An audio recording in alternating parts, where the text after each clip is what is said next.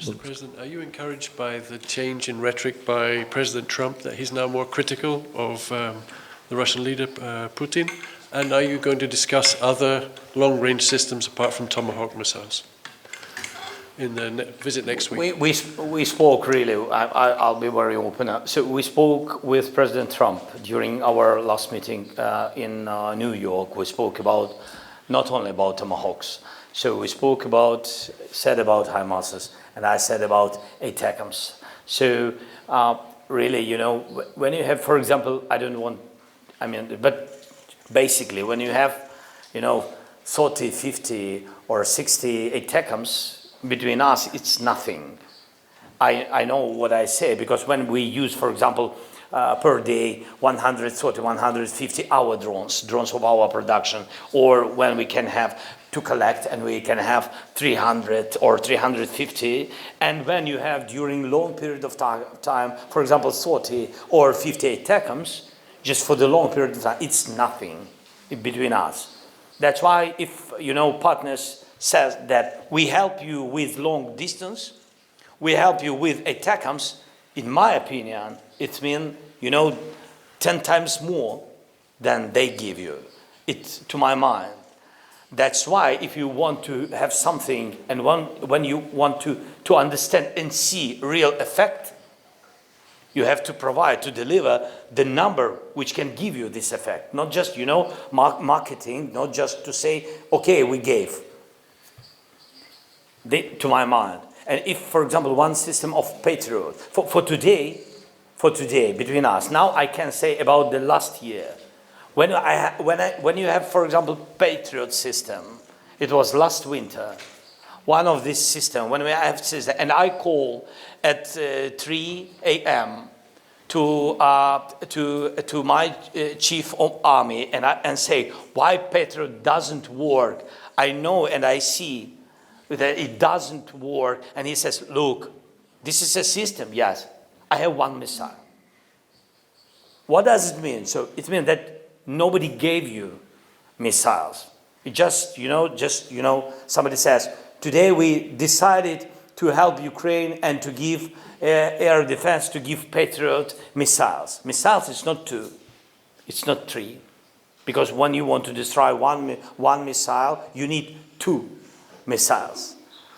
The good news that now we have missiles. This is good news, but I can now share with you only some details about last year, previously. And this is about long range, the same. The same about ATACMS and the same about other format or other items. Yes, please. Gary O'Donoghue, BBC News. Mr. President, first of all, you mentioned you're going to speak to the British Prime Minister shortly, Keir Starmer. What are you going to say to him? What are you going to ask from him? As obviously he has signed up to be part of Pearl and all those arrangements. And secondly, can I ask you about the other thing you often talk about, which is sanctions? If you talk to the administration in the United States, certainly behind closed doors, they will say sanctions, they will prolong the war, sanctions will prolong killing, sanctions will prolong the stalemate. What do you say to that argument? First of all, about Keir Starmer, so I will have a phone call with him. Really, the first topic is our meeting of about security guarantees, the meeting of coalition willings, and we will decide with him what date and what format we can have. And I hope that during this month, maybe during 2 weeks, we will have in one or another format. This is very important because I want at least to have the final steps to put details in security guarantees, but put it on paper, not just to speak about it. And I think that this meeting will be very important. The second point is Pearl. Yes, and as I said, so with all respect to Keir and to people of UK, so you helped us a lot, but now we need strong partners to join Pearl. Otherwise, other leaders will not join, or will do it slowly. And of course, Keir is a good signal UK is a good signal if Kiev will decide to join to Pearl. For us, it's air defense. These are two things. About sanctions. So we need sanctions.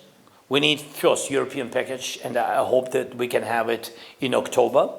For example, but I mean this, for example, shadow fleet is very important, energy very important, and there are some other items. This is very difficult process for today, really tough process. But for today, what I've got from all the leaders and our dialogue with diplomats of other countries, we can have successful decision, but we will see. We will see. Yep. We understand who now is blocking. I don't want to share it again, but we understand. But we work with this, and this is very important because it always gives a signal to us to continue dialogue with the United States. That look, United States, Mr. President, you see, Europe supported sanctions package again.